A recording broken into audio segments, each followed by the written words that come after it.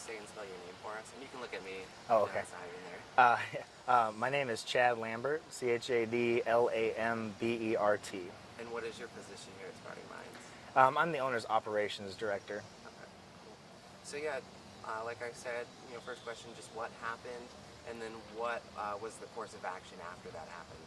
Well, this last Friday, approximately around 3:15ish, a child came to our knowledge that a child was left in the van by a teacher, and they were in there for approximately 30 minutes. They came out. They were at the front door. We came in, inspected the kid. Little red face, kind of a little overheated. So we, cooled her down, ice packs, gave her a bunch of water. From there, we followed all the proper steps. Contacted the mom. She was actually a couple minutes away, so we waited till she was there and had the meeting with her face to face. Just felt that was more appropriate since she was only a couple minutes away. And then after that, we called the state. You have 24 hours to inform the state per their standards. So we did that. The state's been notified. They've asked us for some things to do. We've complied with all of that. We've done everything we could with the parents to try to make it right with them for here. And we completely understand, the situation and how unfortunate it was and their need to feel safe about their kids. The child is no longer going here. The staff member that was involved in it, and that was the person that was driving the van, counting the kids off the van, did not follow our procedures that we had put in place. Didn't physically go inside to look in the van, which is number one. That didn't happen. Because of this, we have a very strict policy with this, as any daycare should. So she was let go and is no longer employed by our company. Since then, we've developed a lot of new procedures, double, triple, quadruple checks with the van run lists, where they're checking them on, checking them off. When they come in the center, the director will then do an additional check, and then the directors at the end of the week will send me their forms so that I can check on them to make sure that this does not happen again. Yeah, I mean, that's the most important thing you want to reiterate to the parents is that, is this, the first time that anything like this has happened? This is the first time, with Sprouting Minds, this has ever happened. I've worked in daycare for a long time, and I've seen it every now and then. You see it on the news, just as now, and it's very unfortunate. But from here, what we did is we take it very seriously. We completely revamped our systems that same day, instituted them now, and our policies and everything, making sure that everybody is overly trained in our procedures and everything too, so that this doesn't happen again. How long have you all been out here, or Sprouting Minds existed? Sprouting Minds, this is actually we're approaching our year anniversary. So next month would be our full year.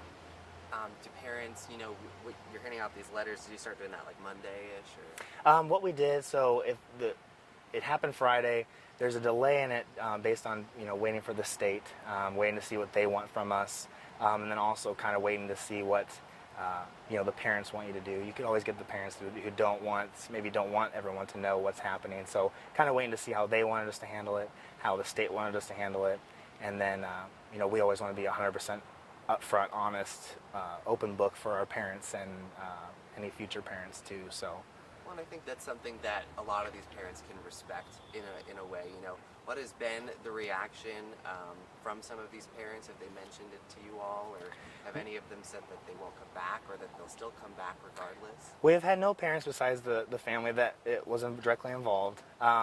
We've gotten some emails. What we also did was email it out on our digital emailing system that we have for our daily sheets. And we've gotten some response back. The parents were just thankful that we communicated it with them and were honest and open, because sometimes you'll get daycares that just won't say a word. Licensing-wise, we're not required to report it to the parents, but we disagree with that 100% and always want to be open with them, because you have to be. You've got kids' lives in hands. And you mean like to the other parents? To our parents, yeah, just to everybody. There, one of the parents did mention, and this could have just been something that he looked into, but that who owns Sprouting Minds, and then the larger business? Is there like a larger umbrella business? It's a kind of a group of owners. Okay. There's not just one owner. So yeah, this Sprouty Mines is its own entirety business. They mentioned something about some of these owners had a place in Lincoln where something like this may have happened before. One of the owners, yes, did have a center in Lincoln that this occurred, along with other owners as well, and you know that did happen up there. So Unfortunately, like you said, it happens sometimes. it does happen, and you know, since I've been in childcare, I've seen it happen, not personally with what I've been working with, but over the long run between certain daycares in Omaha, you know, the daycare in Lincoln, it happens, and it's just, I used to be a van driver, and it baffles me how it can happen, you know, but it does. This kid was taking a nap or something. Was that the case?